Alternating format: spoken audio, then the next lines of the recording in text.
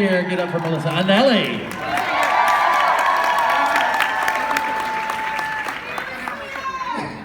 Hello.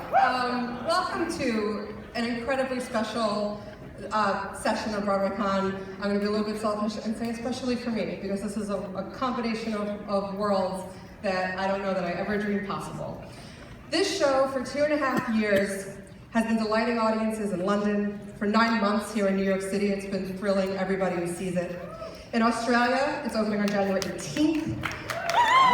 It's coming to San Francisco this fall. It's even going to Hamburg early next year. Harry Potter and the Cursed Child has been called a triumph for theatrical magic on a scale heretofore unimagined. Time says it leaves audiences gasping in wonder at the magic of it all. I've been a Harry Potter fan for 20 years, and I can honestly say that it is the thing that makes you feel like you are, for a brief moment, actually inside the magical world. So, it is the most awarded play in theatrical history, as a matter of fact, breaking records in Harry Potter style. So I hope you'll help me give all these wonderful people a warm welcome. First up, Poppy Miller, or Ginny Weasley.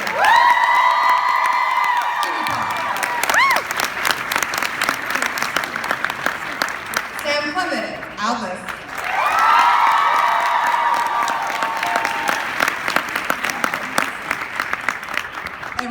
Everyone's favorite bread lover, Anthony Boyle.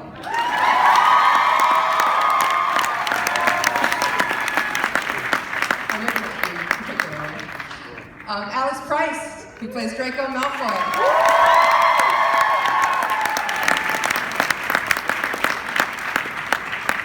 Jamie Parker, known for Harry Potter.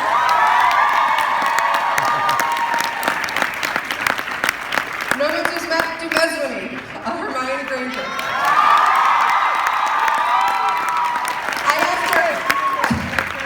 I asked her to make sure I was doing it right, and then of course I stumbled.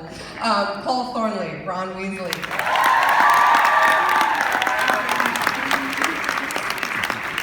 So as a reminder, throughout the first part of this panel, we are going to be collecting your questions via Twitter with the hashtag BroadwayConHPCC, so make sure you're doing that. Well guys, welcome to BroadwayCon.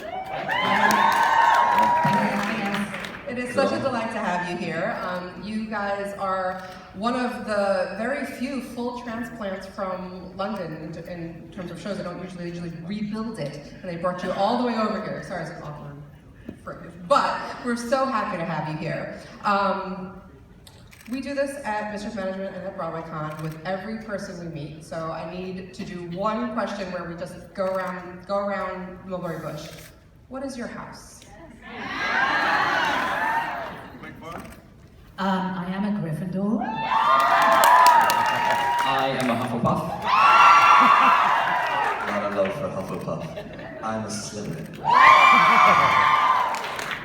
Slytherin. Ravenclaw. Ravenclaw. Gryffindor. Thank you. And you? Oh, Gryffindor. Yeah. But with like strong Hufflepuff leanings, like underneath it all. Yeah. Gryffindor. So I imagine coming over here as a group sort of helped with the transition and helped you guys acclimate to life over here. But what's it been like performing what you were doing for so long in the UK here in the smack center of New York City? Loud, man. You guys are loud. Loud compared with London. Everything's louder. The gasps, the roar of the grease paint, the smell of the crowd, everything is just turned up to 11 over here. It's fantastic. Absolutely true. I think it's something consistent though, which is the quality of a Harry Potter fan, which is loyal, intense, intelligent, and very attentive. Would you agree? Yeah. Yes.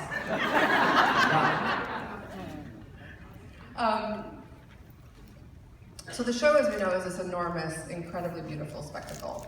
And for us, when we see it, we find new things all the time. What are some of the things that you as a group, or you individually, are always looking forward to each night? Obviously, without spoiling, we are still keeping the secrets here, but if you can let us know what kinds of things that you most look forward to as actors and as fans. In the show. In the show. Right, who hasn't seen it? Oh. That's a big... Okay, there's a lovely little moment which comes towards the end of the first act, and then it's all in 4 acts, 2 parts, part 1, part 2, blah, blah, blah. And it's a little change that happens for Ron, Harry, and Hermione. And if those who know it, know it. And I take great pleasure in that moment, and it terrifies me every time. Is all I'm going to say. That was really unhelpful, I know. Anybody else? We start on King's Cross Station. We can say that, can't we?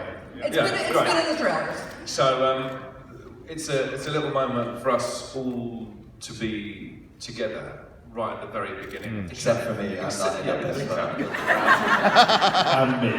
Yeah. Apart from our voice.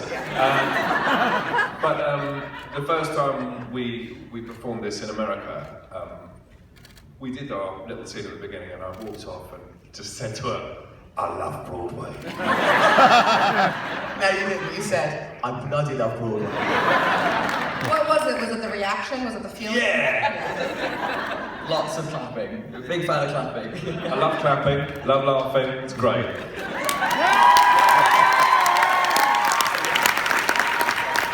It's really helpful when you're playing someone who's really miserable throughout half of the play and is going through sort of all sorts of traumatic backstory and is trying to drum up a bunch of tears from somewhere. And Paul Thornley's having a lovely time getting lots of laughs. That's the Ron Harry struggle forever. Harry's like, I'm saving the world, and Ron's entertaining. We're still in Keep the Secrets mode, as you know. It's been a couple of years you guys have been doing this. Do you ever find yourself just getting close to spilling? Because, yes? Yes. You want to tell us more? The last one you did. Yeah, the last Comic Con, I secret. dropped a huge secret. I'm gonna be quiet now, so I don't really know. What was it, Alex? It was nice try. We find ourselves constantly terrified to talk about this show. That's why we're all smiling. It's nothing else to do. I remember when I was cast and couldn't tell anyone, I told everyone I was playing an Irish boxer called McGinty. And that role really suits you, and I was like, yeah, cheers, thanks lads.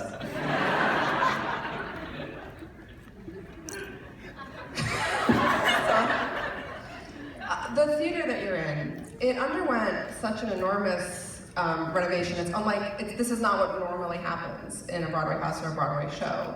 How does being in that environment contribute to, and for those who don't know, I think I can say, it is incredibly transformed in every corner of the theater. There's millions of dollars renovation to make it truly immersive. Does that bleed into your performance? Absolutely, and I think I would love to be a punter here one day, maybe I will, because coming into that theatre for the show, and we can compare it to London openly and say this is something else.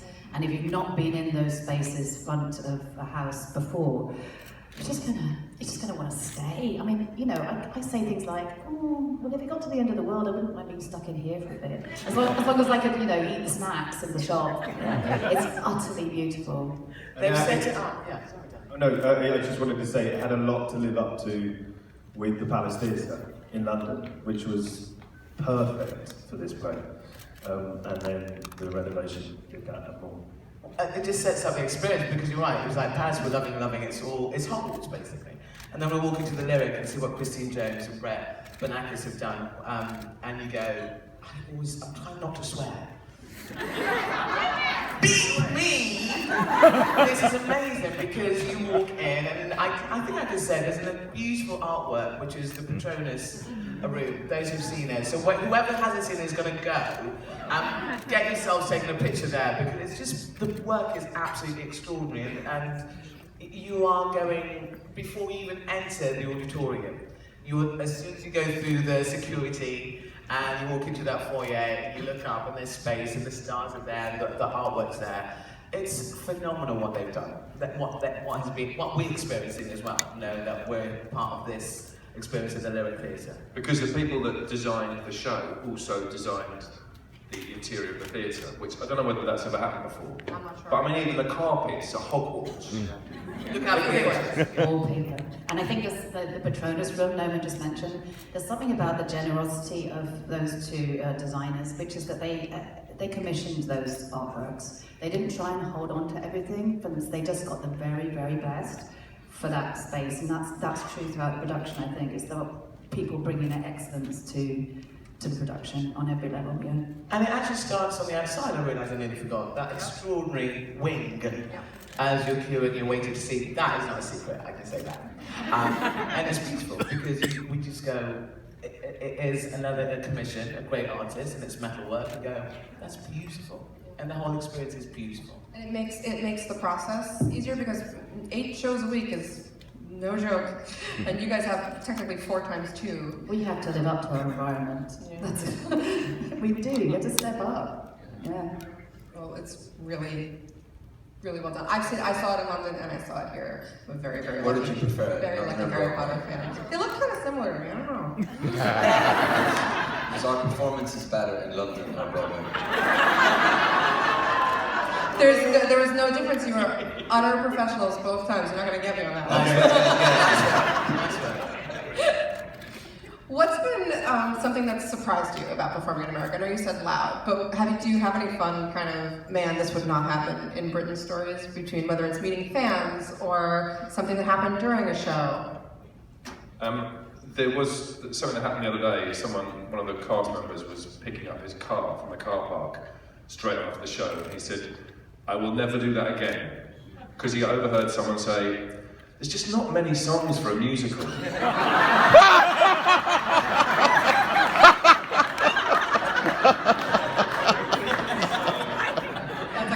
There's a spoiler right there for you. Dang it. I think that the stage doors in London were very lovely, but the stage doors here are even longer and even more generous, and your commitment there to come to meet us and to talk about your experiences for the day, about the show, and your love for these characters is really amazing, and it's really stepped up here, which makes stage door even more enjoyable. I think it's another transition over here, which is I'm enjoying a lot more.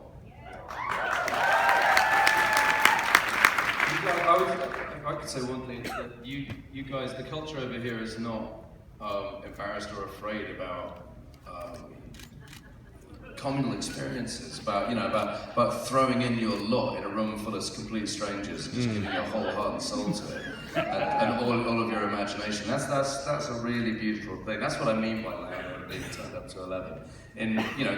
You guys are a global constant. It doesn't matter where this show's going to be done, whether it's in Melbourne that's coming up, or it's going to be appearing in a bunch of other places as well. So there's definitely a through line, but in England there's always a bit of coaxing that needs to happen, to draw the English out of their shell. So that's a daily surprise and a daily delight. Have you gotten used to being part of the greater Harry Potter landscape yet, having done this for a while? I personally feel that the 7 of us, with this theatrical experience, first and foremost, I'm so happy that we still like each other after nearly 3 years. That for me is the biggest thing, because as creatives and as actors and as crew, sharing this experience has been phenomenal. And then we know that there's this bigger world, because it was Daniel and Rupert and Emma were the film versions of that, but ultimately this story is the books is where it all starts from. So we understand, all of us, the legacy of what we have to be part of through that line. And we're theatrical creatures, and that's been, yes, we are now part of this amazing world, it feels like, and that's from my perspective, definitely. And I think with my casting is definitely going, oh yeah, we can do that with theatre, we can do that with storytelling. So that I'm very, very proud of that. It's a lot. There's been 20 years of build-up to this moment, and so I can imagine it was a lot to come into. So you guys, I have heard tell, you guys can rip up a softball pitch. Well, Do you want to talk about it more, Alex? We're terrible. Adam is joyous. That's what everyone says. Yeah, I miss But they are it so terrible. much. Enormous. Your commitment was amazing. We tried so hard. Alex and I were so committed to catching the same ball one day that I ended up with about 6 stitches above my Right on my elbow. Yeah. Your eye. God, that was a good day. And he caught it. I caught it! He caught it as well. So for those who don't know, they play in the Broadway Softball League as the Fizzing Whizbees. Go Whizbees. We did beat Kinky Boots though, once.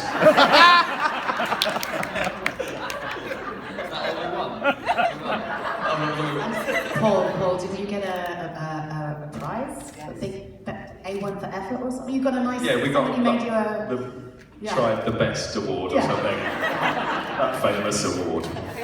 But we got to keep the winning ball, obviously, and Julian, who is one of the dressers, lovely Julian, who's also an artist in his own spare time. We've got the winning ball signed by all the Fizzing Whizbees, and he made a pair of wings, like on the nest outside the show, the big logo. So there's a softball with a big pair of black wings on it now. It's kicking around. Yeah, it's a snitch.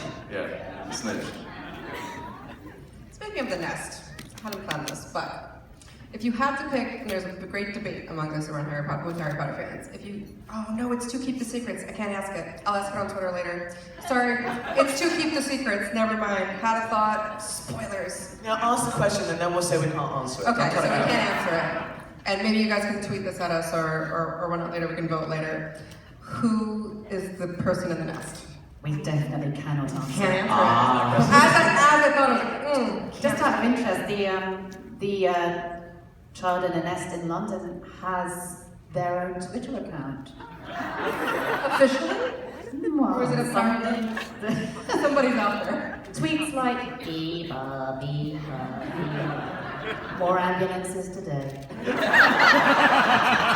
brilliant. It's brilliant. The internet is an amazing thing. There's also a story that Jeremy Ann Jones, who played, can I say his character's name? Yeah, he played Craig Bowker. I still couldn't commit to it. Craig Bowker. And he was like outside the front of the theatre one night, and he'd been to the pub, and there was somebody climbing up. This was me. I saw that. It wasn't Craig. It was me. It was you. You play your son. Yeah, listen to what I say. I tell you. It's just that Jeremy Ann Jones paid me money to get his name into this. Jeremy was with me. Okay. So you tell us the story. There was a man. I was at the pub. This was the day it went up, though, wasn't it? It was the day it went very up. day it went up. You've got 32 minutes to say. There was these group of delinquents, and they were climbing into the nest. And I was with Jeremy and Jones and my brother, and I saw from across the street. And I went, "Hey, that's my play! That's my play! Get that off there!" And I had a big go at them then, and they put some spikes up there. No one trying to climb in. There is a picture of the person trying to climb, isn't there? Yes, No, that happened. Yeah. It was taken by Jeremy. Yeah, that's another story. Jeremy Ann Jones. Know his name. Why this little bit I'm taking pleasure in, because that was a London company. What I will reiterate is our companies in London and here have been extraordinary, and I kind of going to say that we enjoy each other's company. But the joy of being able to remember the people that we enjoyed our time with in London as well, and we're going to absolutely remember the people we enjoyed our time with here. That was my little romantic bit for the companies. That's right. They're brilliant. Can I ask this? Do you all share the same theory about who the person in the nest is, or do you have different opinions? Or do you not talk about it? About the nest again, who's in the nest? Do you all have an idea? Like, don't tell me who, because obviously that's a secret. But do you guys have different thoughts about it, or do you all just decide it? I Different assume thoughts, I think. Oh, really? I assume. Just trying to find out if the fan, we like to rip things apart and argue a lot. And I'm curious if that bleeds over into, since it's such a big part of your professional life, you might think at the end of the day, I don't want to talk about this anymore. I'm just answering it. I can't. I think I'm feeling a bit dim now, because I've always assumed it was Oh, a particular person. A particular person, but maybe there's a debate. It is, but it's like a farce. You need to spend the next 30 years thinking about it. Sorry. No, I like that. What have you done to us? I'm sorry. This is professional danger, we'll say. Jamie. What? But, What have I done? This obviously isn't like the books where it's Harry's story alone. I think I can say that with confidence. What is it We like? don't have any narration in this one. Like there's, Say that again. we don't have any narration in this one. Like if you had the bits in between the dialogue, it would be a lot longer than 6 hours. Yeah, absolutely. I'm so funny. I'm so Sorry, funny. there's a little. It takes me like a second. There's like a little. Take that with you. Do you have to ask the question? You could ask someone who can actually form a sentence. I'm just curious, and I'm sure you've answered this a lot. We can skip him. We'll go back. he's very capable of speech. I think you should push through. Okay, we're gonna push through. The Harry Potter that you are asked to portray, obviously by default, is very different than I mean, he's the same person obviously, but he has a lot of difference in him born of age. So can you explain what it was like trying to approach Harry Potter from a whole new perspective than you read in the books? A different perspective from Daniel's interpretation, you mean, from the movies? From Harry Potter as an entity, as a person just that we, from- yeah. I just always saw it as a continuation, really. I mean, this might sound a bit strange, but picking up your life story from 19 years later, from leaving off when you were 17. I mean, that's not a very weird concept to me. I frequently feel like I'm still 17, or feel like I got stuck when I was 11, and you know, I'm still essentially that same little boy. That's not complicated or an imaginative leap to me, really, in any way. So I just read the books a lot, and picked up the play. You know, did what he did. You know, I found and noticed the differences between me and him. Like, you know, I haven't got green eyes, I've got black hair, and I'm not a wizard. But we've got a lot of similarities, and so I just sort of found the common ground and learned the lines and learned where to stand. Really, I'm not very mystical about it that way. That's great, that's cool. That's awesome. Doing great.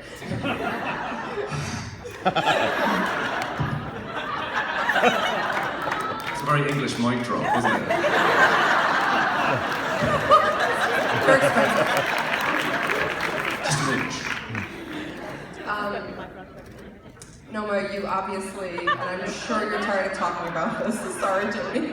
I'm sure you're tired of talking about this, but I couldn't bypass how many more young women you're casting in this show gave agency and representation to through the Harry Potter books.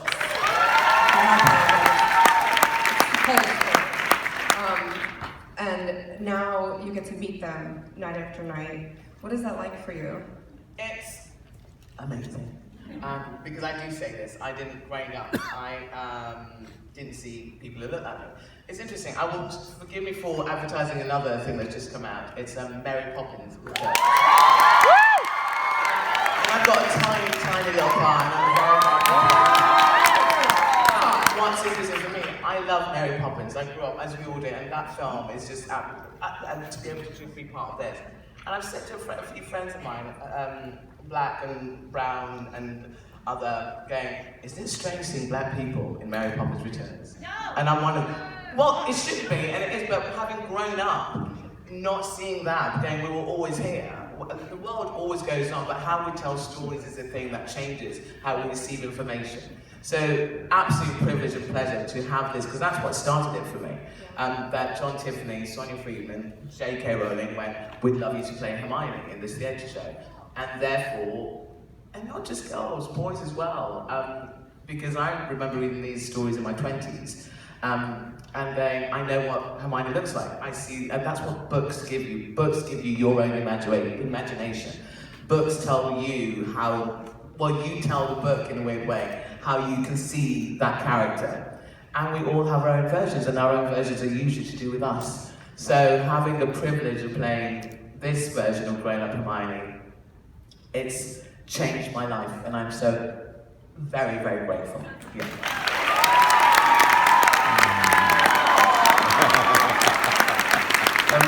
In England, we have a thing called World Book Day, and do you know about that? So, and lots of the school kids dress up as their favourite literary characters.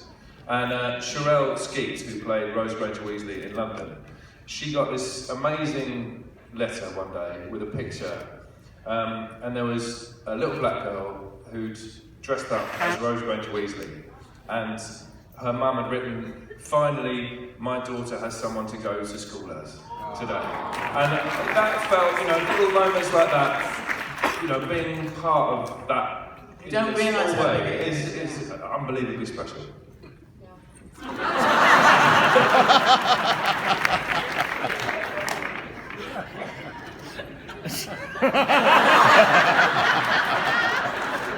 out. I'm just gonna leave everybody hanging. Poppy, I'm gonna ask you a similar question to Jamie. How did you? Good luck. How did you approach Ginny on purpose? Because we have a very limited view of her in the books. We don't get as much, obviously, as Harry. So what did you draw on to come up with this very full-rounded characterization that we get in the play? That's very kind of you. I think Jack was interested. Jack, the writer of the play, Jack Thorne. He has this really lovely view of Ginny, which I think she's a very dark little girl. That's a really interesting take on the youngest of this family, all these siblings, and her darkness interests me. I mean, she's also full of light in this story, very much. She represents the light, I think, in a way, and she tallies with, so much I can't say. Listen, she represents the light. So I think what we have to remember is that most people just do a play without any kind of information or backstory, but as Jamie pointed out, we've got this rich scene, and so although she may be less present than some of the other characters in the books, what you get is just fantastic. And you carry inside you that fight, that trauma. Jamie and I talked about the trauma that both Harry and Ginny suffered as kids, at the hand of he who shall not be named. And I think that's incredibly rich for a start. How far do you interpret that? And how far does that mean that your relationship with this man you've loved all your life has that fear in it, and that strength, and that, he saved her life, it's her turn to save his. There's a lot, it's very, very rich, and also she's funny. And I just, And the play would fall apart with that, didn't it? Well, yeah, she's very admirable. I do admire her. I mean, people expect me to do things for them because I'm playing Ginny, so I sort of do them, but that's going to end in April. But also there's these other gorgeous relationships, all of which are in the books, We have a relationship in the books which we have in real life, and the same with Ron, and then, this long rivalry, and then these beautiful boys we will produce. Yeah. So, I don't feel at all lacking in material, if that makes sense. I completely agree. What Ginny goes through in book 2 is, yes, very dark, you're right. Anthony, pick on you for a moment. I read an incredibly interesting article where you talked about the physicality of Scorpius and how you looked at purebred dogs and their voices. And that's how, it's such a fascinating thing to me, so I hope you don't mind me mentioning it. Yeah, I just wish I hadn't said it now. It's good. Because it gets brought up all the time. So basically, I had this idea when I read on Pottermore, all the stuff about the Malfoys was that they were purebred, pure bloods. And then I just looked at purebred dogs, and what happens is they usually have physical deformities, and they're pugs, their larynxes are they sort of get shortened and have breathing problems. and I just tried that in rehearsals, and it seemed to work. So I turned up on day one with an iron lung. yeah, so I threw lots of stuff at the wall in rehearsal, and like some of it stuck. I mean, I'm pretty sure I gave Scorpius a limp one day. So I was just like, yeah, I did. So like there was a lot of bad choices, but mistakes are beautiful. So, No, it's a fascinating thing. It's not at all meant as a bad thing. no. Fair. Alex, Draco gets so much keep the secrets blank with the audience because it's such a new and amazing time that we get to spend with him. How did you go about making sure that was relatable to both the person that we knew from the books and what we get to see now? Well, I started looking at deformed birds. My ear.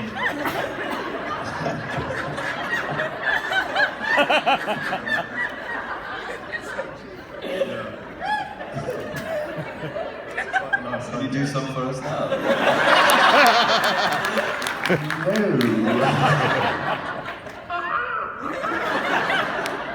Sorry, what was the question? What did you draw from to inhabit Draco? I focused mostly on the 19 years between the end of the books to the start of our story. So you know, there's this rich tapestry of him between 11 and 18, and I saw my job as filling that time that he has with Astoria and his little pug.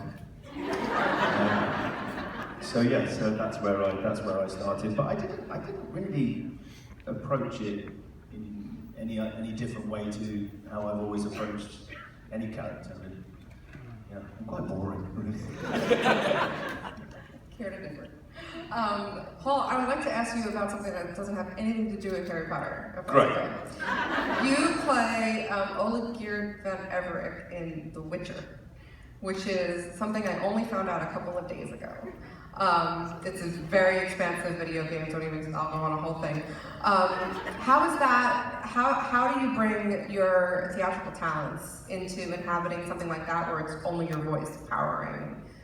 This is a video game where he plays, could not be more opposite than Ron Weasley. I'm very versatile.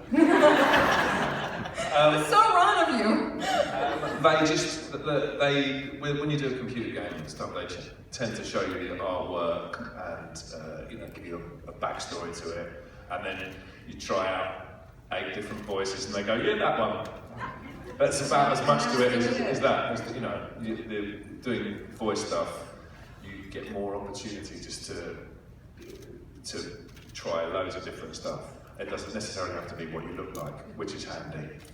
I had no idea. I had to call him up one day because I was watching Despicable Me with my daughter. Paul? Was it him? Yes, it was. Which one is it, the first one? I'm in the Minions movie. Oh. It's all part of the same. I'm in the... and here's Bob, who is now a little yellow boy, or something like that. Joy. You were very Ron-like, it seems. Even you said I'm very versatile, it's very like, I'm very famous. Yeah, it's not hugely, is it? Let's be honest. Is Ron for you different at all from end of book 7 through where we start our story with Chris Child? Or has he gone through a journey, or is he pretty much the Ron we know? It's up to you. I pretty much turned up like this, to be honest. Just playing me.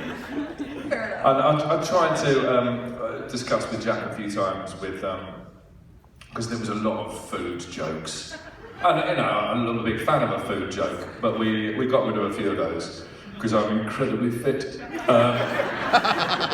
Just been running with Alex Price. He won't be able to get up. Precision running, yeah, this afternoon. But yeah, I mean, it was to try and bring some light around all this Misery.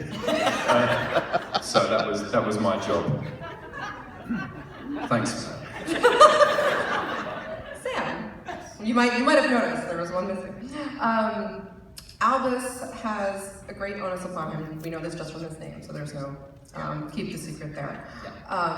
Yet he's a really relatable teenager. He's very Harry Book 4, Harry Book 5. It's very tricky like that. Yeah. How did you approach those, getting him from relatable? Well, it was when I first read it. We were locked. I was locked in Sonny Freeman's office for 7 hours reading the script cover to cover, and got to the last page. I put it down and went, "This young man is incredibly unlikable.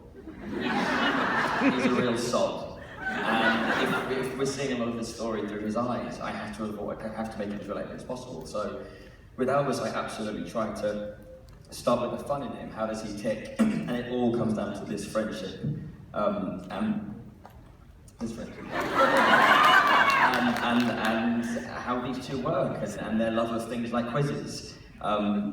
And then once we sort of found that, and we bonded as people, and then we bonded the two characters together. I hated him for the first 3 weeks. Yes, he did. He hated him for the first 3 weeks. I'd never met someone so lovely, and I was like, there must be an ulterior motive. He was like, "Hey man, would you like a cup of tea?" And I was like, "What are you up to?" I was like, "What's his game?" And then I realized he's just the most beautiful human being that I ever met. I just love him with all my heart.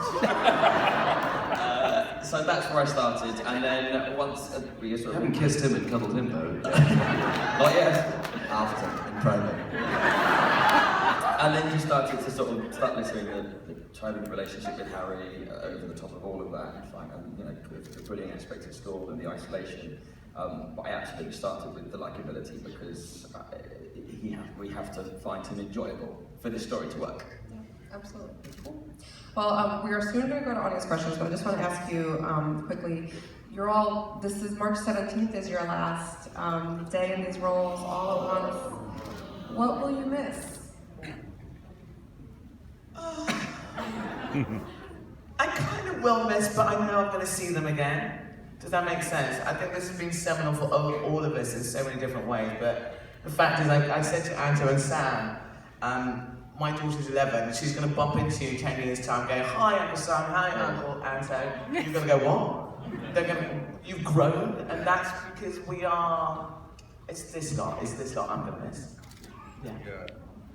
Not seeing him every day. I mean, we don't live. I'll cry. We don't live together, but we pretty much do. We share the dressing room for the last 3 years of our It lives. was so weird, like when we finished in London, going from seeing one another every single day, I met up with him like a month after, not having seen him for a month, and it was like running into an ex. I was like, "Hey, you look great." He was like, "Have you been?" You know, it was really weird. We had to have like 3 pints before we could just like settle down again. Yeah. It was like, It's really weird. I will definitely I'll miss everyone. Yeah, I think I'm going to miss playing someone really good. I don't often play people this good. And, or not good, you know what I mean? Like, I don't know, decent, true, honest, all that. And it's quite interesting. It's really juicy to play people who aren't that, but it's made me feel a bit better about myself for the last few years. So I'm going to have to do that for myself now. No, I'm really going to miss New York, and I don't think we even comprehend what it's going to be like not embodying these characters anymore. I think it's going to be a big, big transition for us. And other people will be doing it all over the world and are doing it already. So it's also sort of light and meaningless. Like the baton's already passed and the story continues. Stop it. Well, before we go to your audience questions, we have a little treat. There's a special video clip for those of you who haven't seen it. You've probably seen a little piece of it somewhere, but we have a nice full wand dance video for you. Starring Sam Clement. Yeah. It's cool.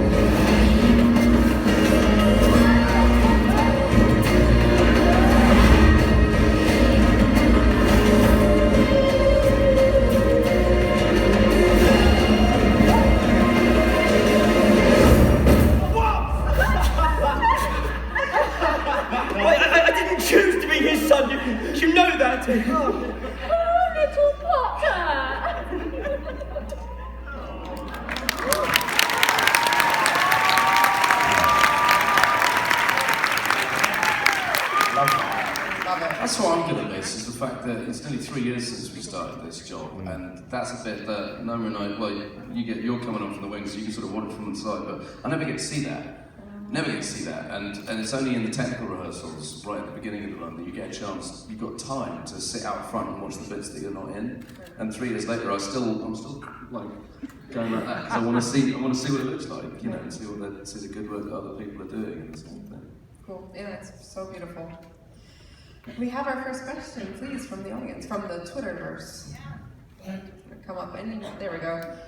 Oh boy, I can't read that. Should we read it? Could you please, for the dads, I got it. For the dads in the play, Jamie, Alex, and Paul, have the themes of fatherhood affected your life in any way?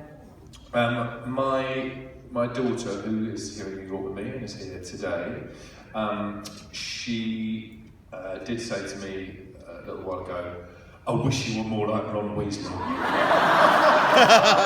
I think I was asking her to do her homework. So, is that right, Florence? Yeah.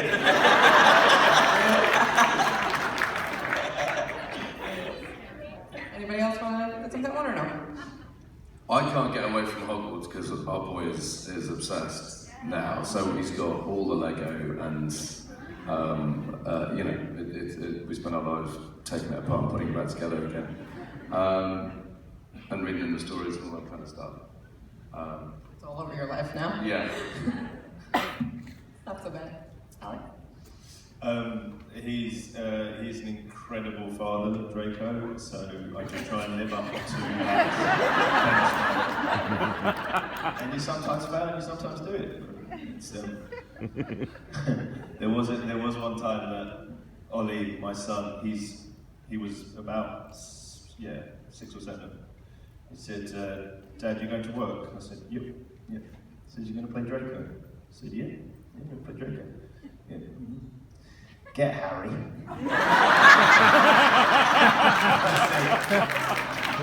Oh, I will. Amazing. Teach them the Slytherin way. Very Oh, absolutely. I've already decided it is true. It's very Slytherin of you, as a matter of fact. Next question. Sneak over here. What is the difference between the West End and the Broadway stage doors? The enthusiasm over here, the energy is a lot more like you guys just give and give, and there's a real sort of, I think, I've experienced in American culture, a real unself-consciousness, and I think it's a really beautiful thing. That's been the main difference for me doing stage door here and there. People are very kind. I feel that kindness in the way over here, which is very respectful, and I realise there's something about the Broadway thing when you've got 10 avenues or 8 avenues of absolute theatre, and you go, I've never experienced this before, and the people who come when you can, and the Friday 40, whichever way you can get it, you guys love theatre, and there's an absolute respect when I do get to say hello to your stage door, which I really appreciate. In London it's a different thing because it's very mixed, not everyone goes to theatre all at the same time, you can feel the differences when their experience of theatre is, and so they can be very hot emotionally when they meet you, but there's a lovely respect. It's all good. It's all good. It's all good. It is more spread out than you imagine in London than it is here. Let's sneak over here so we can read. What were the first words that popped into your brains when you met JK Rowling? Holy shit! Yeah. Relatable. Words we have to say. Yeah. What everybody? Yeah. I get rude, but yeah. I think it was the read-through, the first week of rehearsals, and I remember it was my first job in drum school, and Sam had done 5 lines at the RSC or something, and we were sort of sat in the middle with Parker, who was a seasoned theatre actor, and all these amazing talented people, and we looked in front of us, and it was 2 of the biggest producers in the world, Colin Candler, Sonny Friedman, Jack Thorne, John Tiffany, and then JK Rowling. Just like dead in the middle, and me and Sam turned to each other and were like, holy shit. We have to be good. And I remember the first laugh I got, and I remember like it was a ball of nerves, and then I remember like I got the first laugh on Sweets Always Help You Make Friends, and I looked up and JK was laughing, and I was like, I'm gonna be alright. She's, I'm sure some of you have been in the same room as her. She's a person who changes the temperature in a room. She's incredibly charismatic. She's really funny and adorable and incredibly well. She just always looks immaculate. She's, yeah, and do you know, we, three of us did our last workshop. That's when we first met. And yeah, it's that thing when she does speak to you all, she's, as I just said, she's funny, she's so relatable. It's that mixture of... And shy. Yeah. And that beautiful thing of you're shy, but when you look at someone in the eye, you room with people is terrifying, but one-on-one, she's absolutely gorgeous. And you can feel that energy is going, she does change absolutely the temperature in the room. And her high heels are fabulous. I was going to say, first was great shoes. Great shoes, great shoes. Weirdly, it wasn't words that came into my head. The first thing was I had a weird sensory memory of coffee because I grew up in Edinburgh when she was living in Edinburgh writing the books, and John Tiffany had already told us that about how she used to write them in the Elephant House and the Travis Theatre Bar and Nicholson's, all three places that I used to hang out and know when I was a teenager living in Edinburgh. And she came into the room and suddenly I could just smell coffee. And yeah, see all those places. Yeah, how sense memory works. Same for me as well. I've met her on a bunch of occasions and the high heels were always on point. Always on point. Yes. What character would you play if you weren't playing your character, regardless of age or gender? Oh, this is where it went wrong for me at Comic-Con. Is this where the spoiler happened at Comic-Con? This is where you left out, yeah. I'm going to say it. We can't say. You can't say. What character would you play? Or What, in any of the, not just in our play? in your play? And then we can do anyone. Say again? In Harry Potter, and then we can do... Some of them we Can't say. cannot mention. Oh, can't say it. Can you just say a name? What about no amongst explanation ourselves? whatsoever? Who would you like to play? I know what I'd like to do. I'd like us to all swap parts. Yeah. That would be really good fun. That'll be fun. Twins. I'd like to really swap parts with Jamie Parker. Fine by me. Let's do it tonight. All the bruises. When they're very confused in the theater, we can say it's BroadwayCon's fault. What is a role that you, any role in the universe, if you could play anything, what would you pick? In the Harry Potter universe, Any Snape, I think, universe. is one of the most beautifully written characters Who? ever. Severus Snape. I think it's just stunning. The grief and love, and it's just, it's beautiful. Everybody sing. Lupin. I do Lupin. Lupin. Yeah, I see it. Lupin's great. If I'm honest.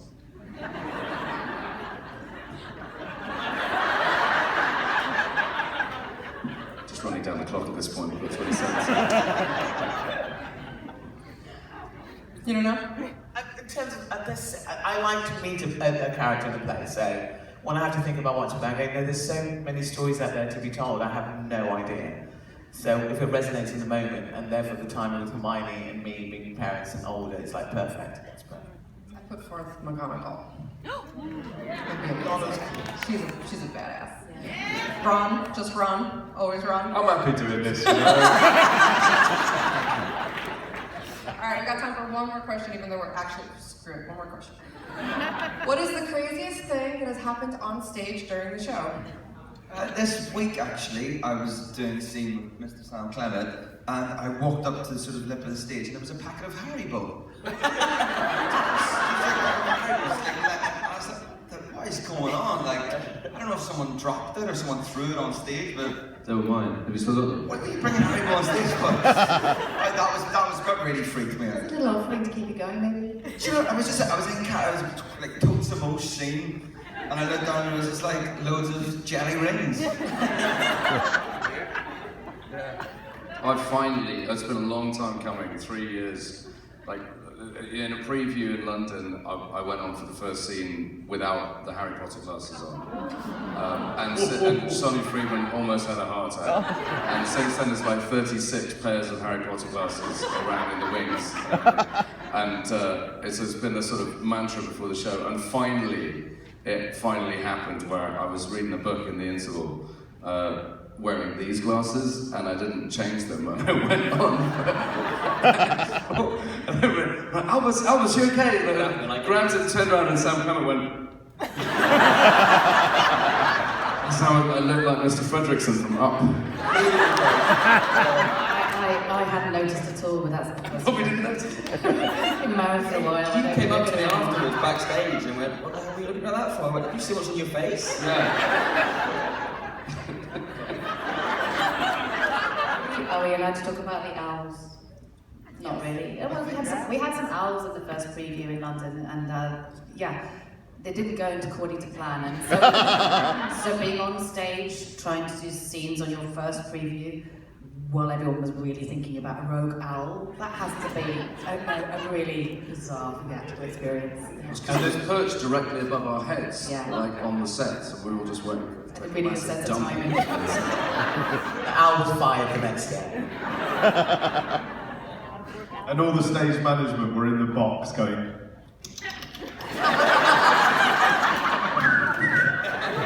And we're all around the back and talking. Okay. We're just talking on stage.